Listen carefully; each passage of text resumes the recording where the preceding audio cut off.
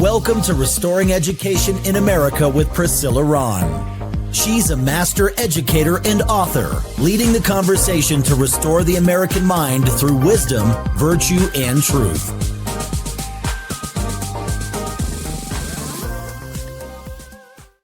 Hello, everybody. Welcome to another episode of Restoring Education in America. I'm your host, Priscilla Rahn. I'm so excited you've decided to join the conversation today.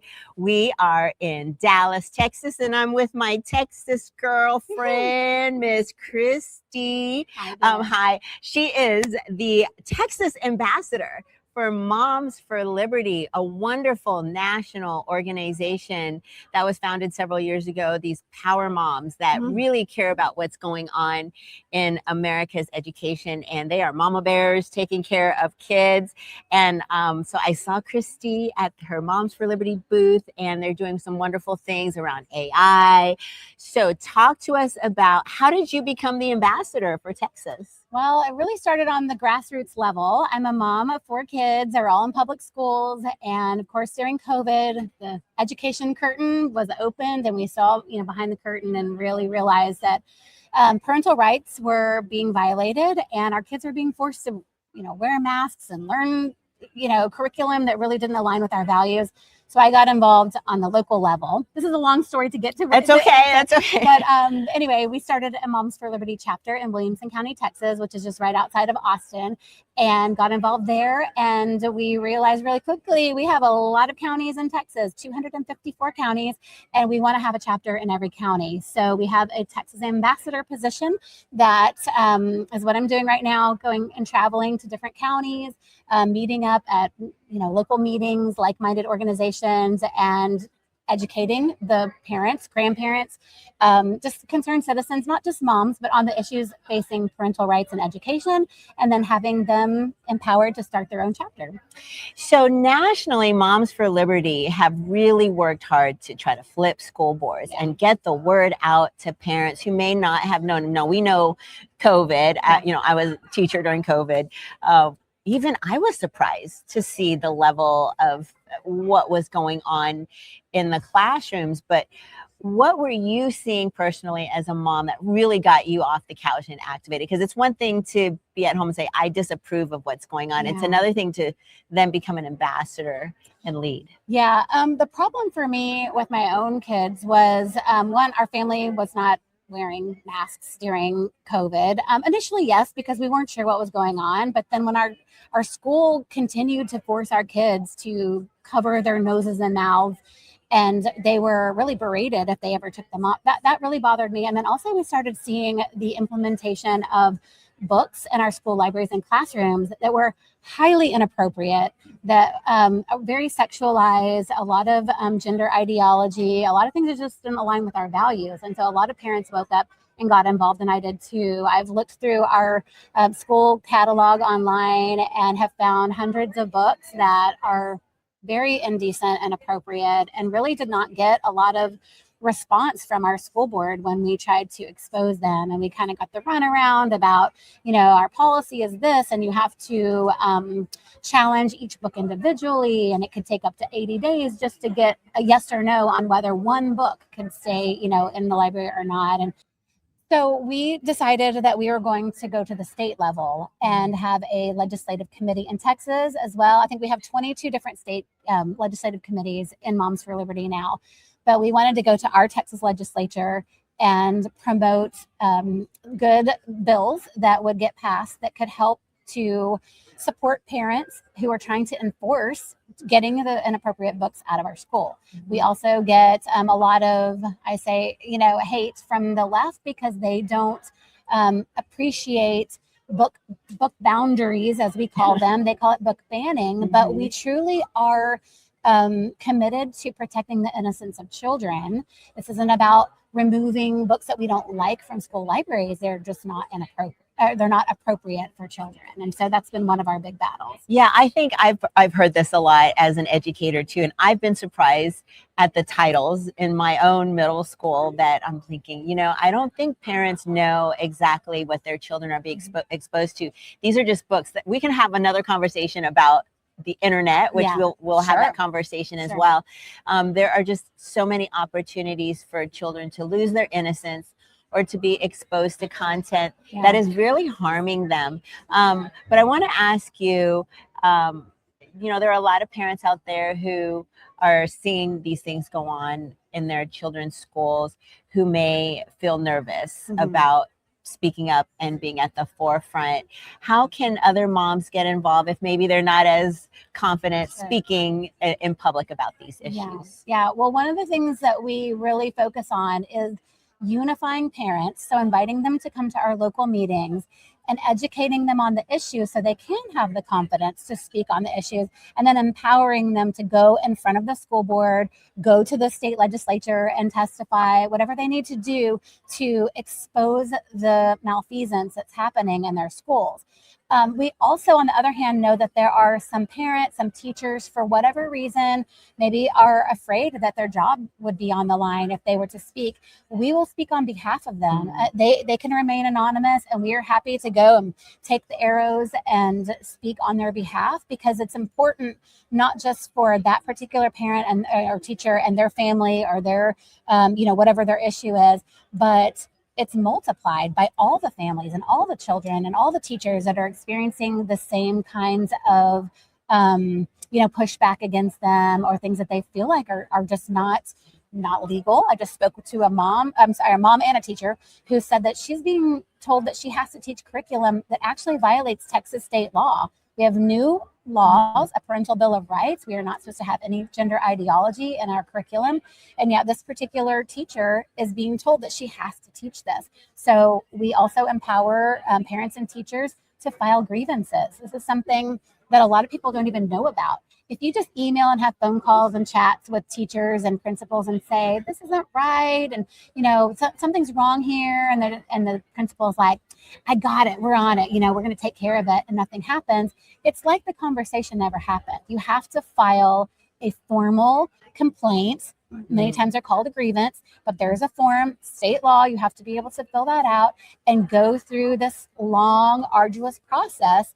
But in order to get to see the fruits of your labor and to make a change.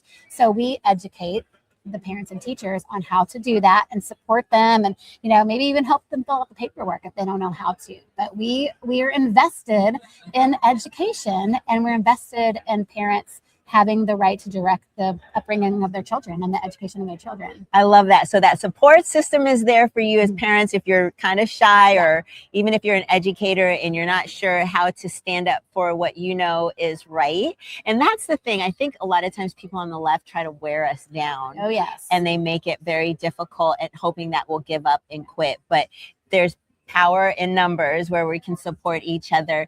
So you're here for the next 3 days at Teacher Freedom Alliance. What brings you here? Why are you attracted to this particular conference? Well, we just align in values. We in Moms for Liberty say we're fighting for the survival of America. We truly are, because we want our values, our historical, faith values, to continue on through future generations. And I think this organization, this summit, aligns with our values. They support what we do and vice versa. And there are a lot of like-minded groups here. So it's really important to be here. And we just want, again, teachers to know we celebrate them and what they're doing. We can't educate the future of America if we don't have great teachers. And what we're seeing is a lot of teachers, they kind of want to give up. And I don't blame them. I'm a former educator as well. I taught high school long before I had children. I loved teaching, but teachers get tired anyway. They're having to teach adolescents or children. It takes a lot of energy. There's a lot of work to do after the day of teaching. And then when you have to deal with political issues and, just ideology and things that just don't align with your values, you feel like as a teacher, your discipline in the classroom is not being supported. You're being told you just have to ignore all the misbehavior and just do your job. And teachers are quitting, and that's a problem. So we want to celebrate the teachers, give them tools, and give them the support they need to continue doing what they're doing. I see organizations like Moms for Liberty, and then I see organizations like Teacher. It's hand in glove. It's working together to make sure that we are taking care of our children and their future, because you get one shot at raising them. And I think a lot of parents, they're in a difficult situation where either they're working or their neighborhood school is closest to them, and they know there's probably a better option somewhere else or homeschooling, but it's very challenging. So to have these support systems in place are really important. We're all trying to get the word out. You're trying to get the word out to parents. I'm trying to get the word out to educators, that we need to work together and be confident and bold and courageous about standing against the things that we know are hurting children. And yes, there's plenty of opportunity for choice for parents. But talk about, I see your booth over there and you have it set up for AI. So why is that a hot topic right now? Okay, we have this new AI and education initiative. We are making sure that parents are in the driver's seat, that we have the tools that we need to ensure that our kids who are exposed to AI in the academic setting, and even at home with the academic devices like the Chromebooks and things that the school districts are sending home, that we know what our kids are, have access to, that our school districts and our state legislatures have model policy so that they can form a policy that is protecting children. And we want to make sure that our children's data is not being collected through AI. So there are a lot of things that are going through our school systems that are not just purely academic. It's the social emotional learning. It's all of these surveys and questionnaires that are going out to our children without even the consent of parents in many cases. And so we want to make sure that every teacher, every administrator, every parent knows there are harms. I love AI. I love to use AI, my chatbot, and from time to time to look things up. And I think it's very helpful. But there are also a lot of very negative things that can come from AI. And so if we understand what's available to our kids, if as parents we can see exactly what the kids see on their own computers, so that we're not blindsided by things that they're doing on their computer, that's really helpful. So we're asking people to sign our pledge. We have a big poster board where you can sign the pledge. We also have a paper version. We have M4L Academy is one of our 501c3 efforts through our foundation. And we have a whole toolkit on the website where you can click and print the policy for your school board. There's a sample school board speech, so you can just take that and go and speak to the school board. And for those parents and teachers that don't feel comfortable just coming up with their own material, they can read that and then hand over a resolution to the school board.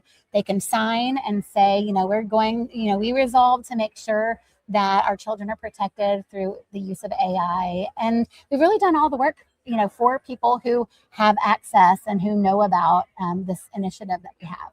Yeah, this is really time sensitive and very critical, because I know that in a lot of schools, children get a one-to-one Chromebook. Yes. And they are so smart, they're able to go around the firewall and access really inappropriate content. So what are some strategies, or what advice would you give to parents? One little thing they can do if they haven't done anything and they want to be more conscientious parents, what advice would you give them as a place to start?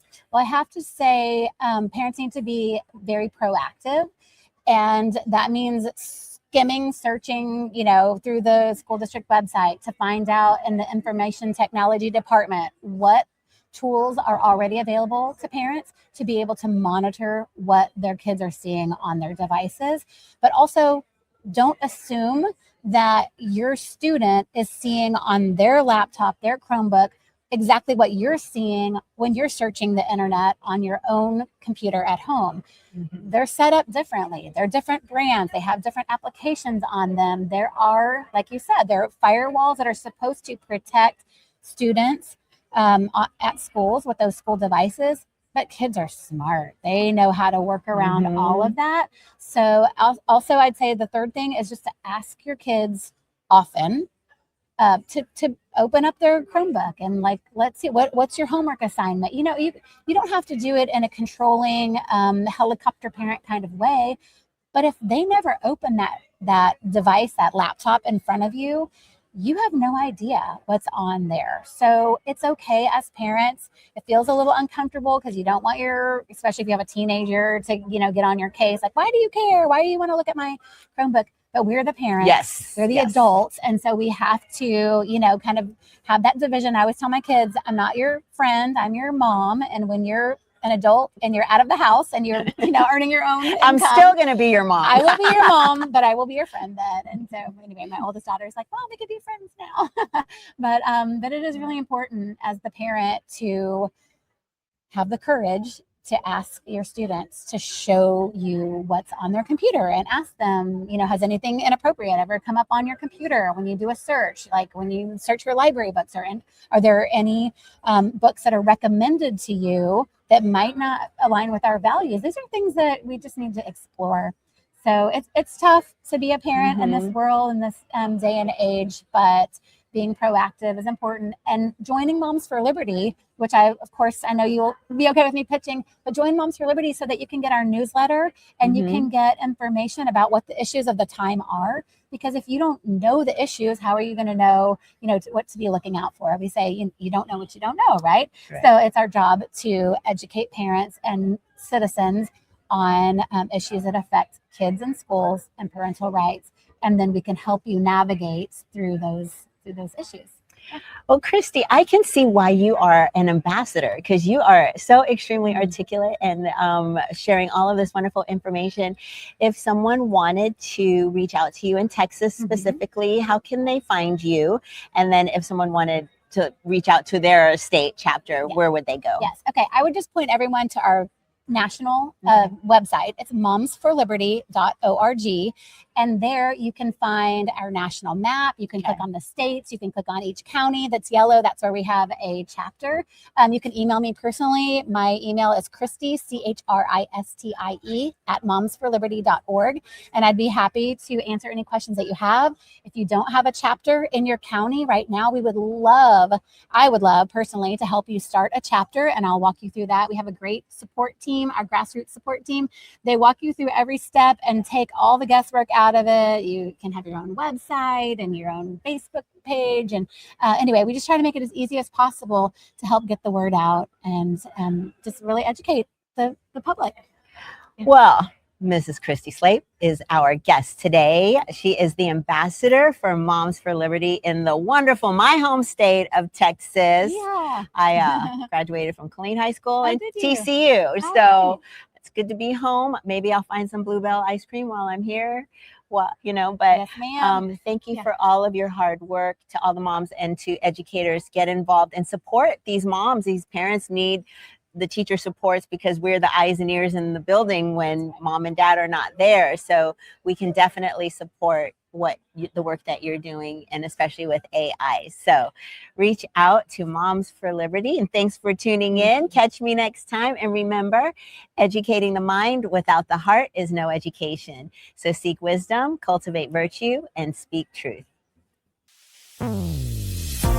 Thanks for tuning in to Restoring Education in America with Priscilla Rahn.